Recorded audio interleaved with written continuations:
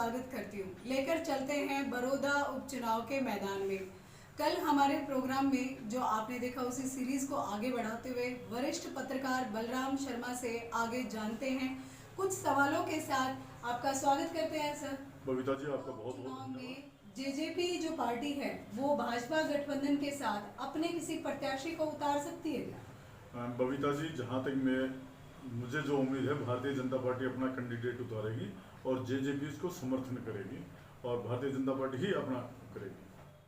चुनाव में इनेलो पार्टी में क्या कुछ दमखम बचा है कि वो अपने प्रत्याशी को उतारे?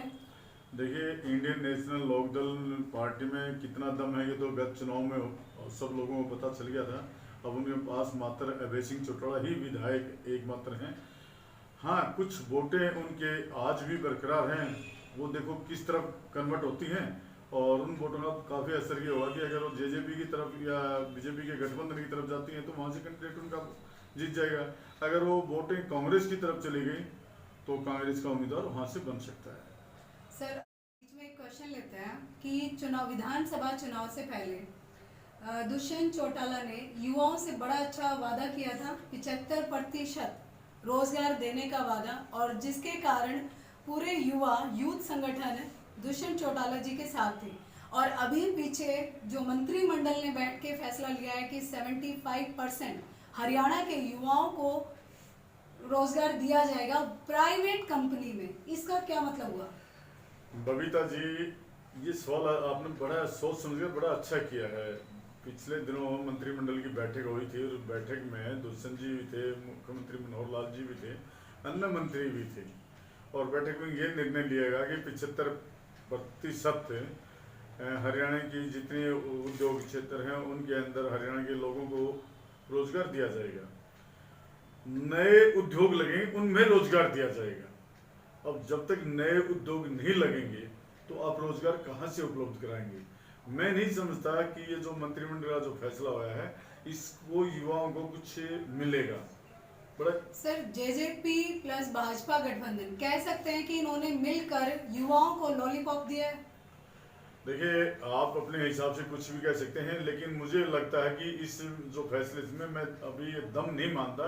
हाँ, या तो ये होता भाई इंडस्ट्री है, जितनी इंडस्ट्री है उनमें अभी 75%। अब देखिए, कई बड़े बड़े उद्योग यहाँ लगे हुए हैं, आपके विशेषकर मीडिया लाइन के उद्योग हैं। जो अच्छी पोस्टों पर बैठे हैं वो लोग सभी बाहर के हैं और जो नीचे लेवल के लोग हैं वो सारे हरियाणा के हैं। तो इसलिए हरियाणा इनको चाहिए कि अच्छी पोस्टों के ऊपर भी, अब वर्तमान में भी उद्योग क्षेत्र में ये कहें कि आप 75% नहीं कर सकते तो 50% करो, कम से कम अच्छी पोस्टों पर हरियाणा के युवाओं को, क्योंकि हरियाणा के बच्चों में काबिलियत है। हरियाणा के बच्चों में काबिलियत है और काबिलियत के कारण काबिलियत होते हुए बेरोजगार हैं।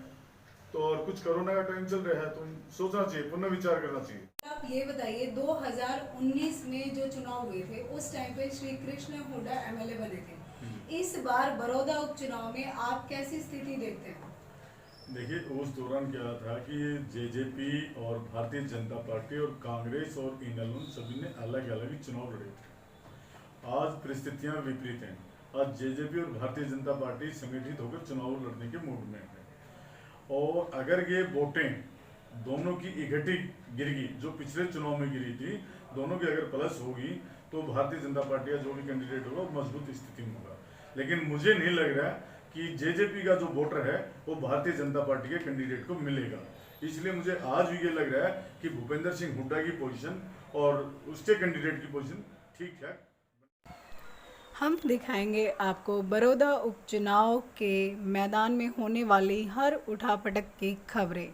उसे देखते रहने के लिए हमारे चैनल को सब्सक्राइब कीजिए, लाइक कीजिए, कमेंट कीजिए और ज़्यादा से ज़्यादा शेयर कीजिए। हमारे साथ बने रहने के लिए धन्यवाद।